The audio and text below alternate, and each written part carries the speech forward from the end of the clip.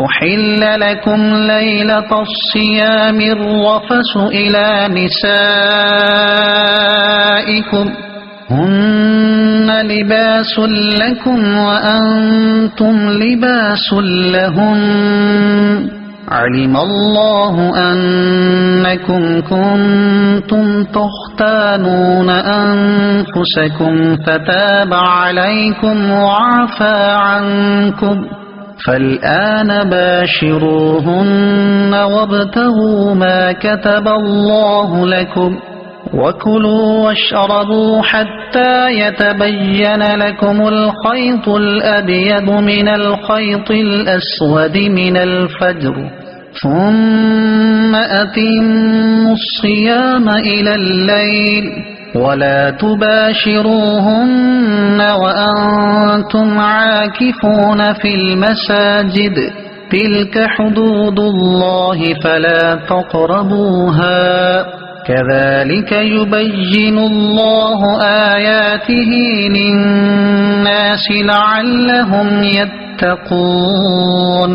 ترجمہ: تمہارے لیے روزوں کی راتوں میں اپنی عورتوں کے پاس جانا حلال کر دیا گیا، وہ تمہارے لیے لباس ہے اور تم ان کے لیے لباس ہو۔ اللہ کو معلوم ہے کہ تم اپنی جانوں کو خیانت میں ڈالتے تھے تو اس نے تمہاری توبہ قبول کی اور تمہیں معاف فرما دیا، تو اب ان سے ہم بستری کر لو، اور جو اللہ نے تمہارے نصیب میں لکھا ہوا ہے اسے طلب کرو، اور کھاؤ اور پیو یہاں تک کہ تمہارے لیے فجر سے سفیدی یعنی صبح کا ڈورا، سیاہی یعنی رات کے ڈورے سے ممتاز ہو جائے، پھر رات آنے تک روزوں کو پورا کرو اور عورتوں سے ہم بستری نہ کرو جبکہ تم مسجدوں میں اعتکاف سے ہو، یہ اللہ کی حدیں ہیں تو ان کے پاس نہ جاؤ۔ اللہ یوں ہی لوگوں کے لیے اپنی آیات کھول کر بیان فرماتا ہے تاکہ وہ پرہیزگار ہو جائیں۔ احل لکم، تمہارے لیے حلال کر دیا گیا۔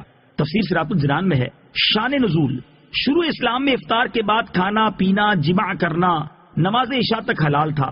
نماز عشاء کا وقت شروع ہونے کے بعد یہ سب چیزیں بھی حرام ہو جاتی تھی، یوں ہی سونے کے بعد بھی یہ چیزیں حرام ہو جاتی تھی اگرچہ ابھی عشاء کا وقت شروع نہ ہوا ہو۔ بعض صحابہ کرام سے رمضان کی راتوں میں ہم بستری کا فعل سرزد ہوا، اس پر وہ حضرات نادم ہوئے اور بارگاہ رسالت میں صورتحال عرض کی تو آیت اتری اور فرما دیا گیا کہ آئندہ تمہارے لیے رمضان کی راتوں میں اپنی عورتوں کے پاس جانا حلال کر دیا گیا۔ نیز اللہ تعالیٰ کو معلوم ہے کہ تم اپنی جانوں کو خیانت میں ڈالتے رہے ہو، لیکن اللہ تعالیٰ نے تمہیں معاف فرما دیا اور آئندہ کے لیے اجازت بھی عطا فرما دی۔ آیت میں خیانت سے وہ ہم بستری مراد ہے جو اجازت سے پہلے رمضان کی راتوں میں مسلمانوں سے سرزد ہوئی تھی۔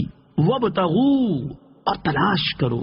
تفسیر صراط الجنان میں ہے اللہ تعالیٰ کے لکھے ہوئے کو طلب کرنے سے مراد یا تو یہ ہے کہ عورتوں سے ہم بستری اولاد حاصل کرنے کی نیت سے ہونی چاہیے جس سے مسلمانوں کی افرادی قوت میں اضافہ ہو اور دین قوی ہو۔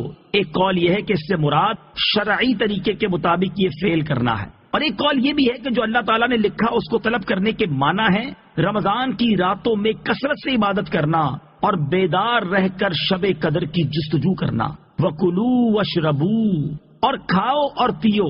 تفسیر صراط الجنان میں ہے کہ یہ آیت حضرت سرما بن قیس رضی اللہ تعالیٰ عنہ کے حق میں نازل ہوئی۔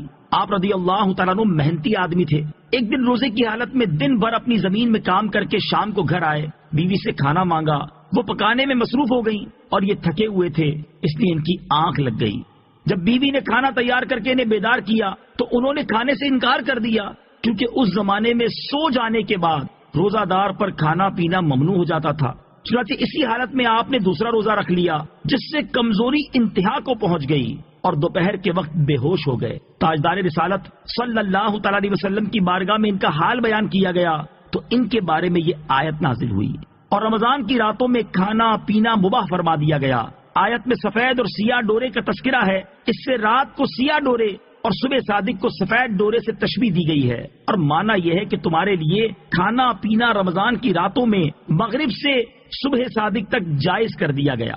صوم وصال کا حکم، یاد رہے کہ بغیر افطار کیے اگلا روزہ رکھ لینا اور یوں مسلسل روزے رکھنا صوم وصال کہلاتا ہے اور یہ ممنوع ہے۔ اس کی اجازت صرف حضور پرنور صلی اللہ تعالی علیہ وسلم کو تھی اور یہ آپ کی خصوصیات میں سے ہے۔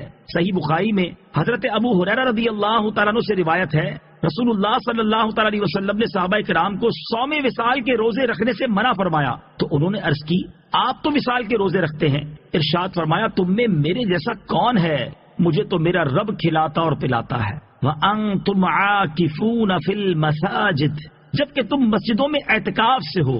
تفسیر صراط الجنان میں ہے، اس میں بیان ہے کہ رمضان کی راتوں میں روزہ دار کے لیے بیوی سے ہم بستری حلال ہے جبکہ وہ معتکف نہ ہو، لیکن اعتکاف میں عورتوں سے میاں بیوی والے تعلقات حرام ہیں۔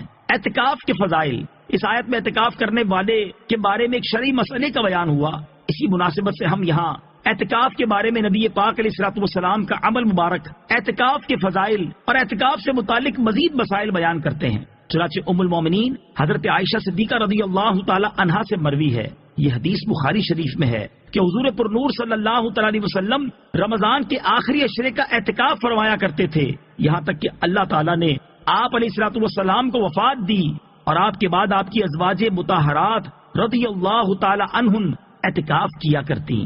حضرت ابو سعید خدری رضی اللہ تعالی عنہ فرماتے ہیں، یہ حدیث پاک مسلم شریف میں ہے کہ حضور اقدس صلی اللہ تعالی علیہ وسلم نے رمضان المبارک کے پہلے عشرے میں اعتکاف کیا، پھر ایک ترکی خیمے میں رمضان کے درمیانی عشرے میں اعتکاف کیا جس کے دروازے پر چٹائی لگی ہوئی تھی۔ آپ نے اپنے ہاتھ سے وہ چٹائی ہٹائی اور خیمے کے ایک کونے میں کر دی، پھر خیمے سے سر باہر نکالا اور لوگوں سے فرمایا، میں اس رات یعنی لیلۃ القدر کی تلاش میں پہلے عشرے کا اعتکاف کرتا تھا، پھر میں درمیانی عشرے میں اعتکاف بیٹھا، پھر میرے پاس کوئی فرشتہ آیا تو میری طرف وحی کی گئی کہ یہ آخری عشرے میں ہے، تم میں سے جس شخص کو پسند ہو وہ اعتکاف کرے۔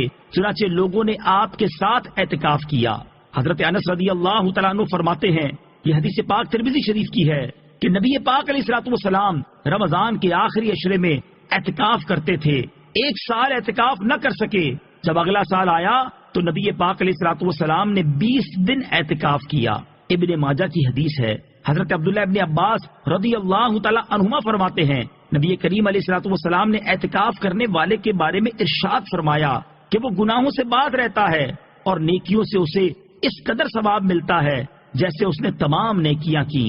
حضرت عبداللہ ابن عباس رضی اللہ تعالی عنہما سے روایت ہے، تاجدار رسالت صلی اللہ تعالی علیہ وآلہ وسلم نے ارشاد فرمایا، جس نے اللہ تعالیٰ کی رضا حاصل کرنے کے لیے ایک دن کا اعتکاف کیا تو اللہ تعالیٰ اس کے اور جہنم کے درمیان 3 خندقیں حائل کر دے گا، اور ہر خندق مشرق و مغرب کے مابین فاصلے سے بھی زیادہ دور ہوگی۔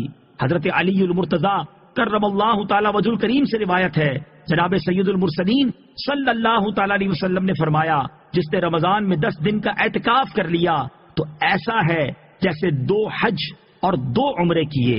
حضرت حسن بصری رضی اللہ تعالیٰ عنہ سے مروی ہے کہ اعتکاف کرنے والے کو روزانہ 1 حج کا ثواب ملتا ہے۔ اعتکاف کے چند مسائل۔ نمبر 1، مردوں کے اعتکاف کے لیے باقاعدہ شرعی مسجد ضروری ہے۔ نمبر 2، معتکف کو مسجد میں کھانا پینا سونا جائز ہے۔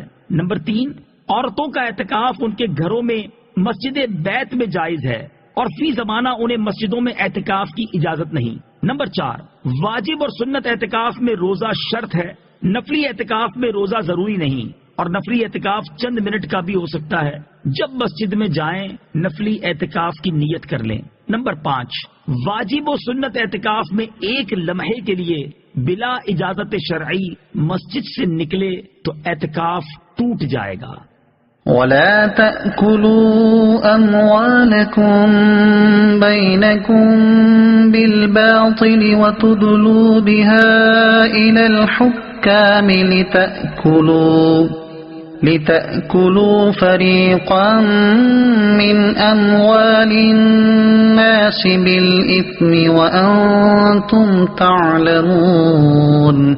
ترجمہ، اور آپس میں ایک دوسرے کا مال ناحق نہ کھاؤ اور نہ حاکموں کے پاس ان کا مقدمہ اس لیے پہنچاؤ کہ لوگوں کا کچھ مال ناجائز طور پر جان بوجھ کر کھا لو۔ وَلَا تَأْكُلُوا أَمْوَالَكُمْ بَيْنَكُمْ بِالْبَاطِلِ، اور آپس میں ایک دوسرے کا مال ناحق نہ کھاؤ۔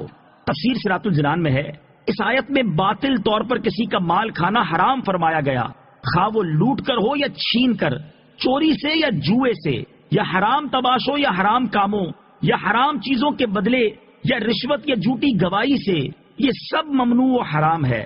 مسئلہ، اس سے معلوم ہوا کہ ناجائز فائدے کے لیے کسی پر مقدمہ بنانا اور اس کو حکام تک لے جانا ناجائز و حرام ہے۔ اسی طرح اپنے فائدے کی غرض سے دوسرے کو ضرر پہنچانے کے لیے حکام پر اثر ڈالنا، رشوتیں دینا حرام ہے۔ حکام تک رسائی رکھنے والے لوگ اس آیت کے حکم کو پیش نظر رکھیں۔ حضرت ابوبکر صدیق رضی اللہ تعالیٰ عنہ سے روایت ہے کہ نبی کریم صلی اللہ تعالی علیہ وآلہ وسلم نے ارشاد فرمایا، وہ شخص ملعون ہے جو اپنے مسلمان بھائی کو نقصان پہنچائے یا اس کے ساتھ دھوکہ کرے۔ یہ بھی معلوم ہوا کہ جھوٹی گواہی، جھوٹی وکالت، جھوٹے مقدمے کی پیروی اور کوشش کی اجرتیں حرام ہیں۔